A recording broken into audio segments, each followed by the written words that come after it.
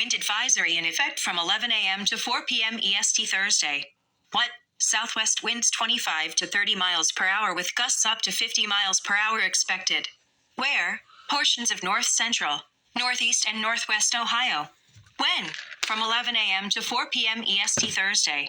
Impacts. Gusty winds could blow around unsecured objects. Tree limbs could be blown down and a few power outages may result.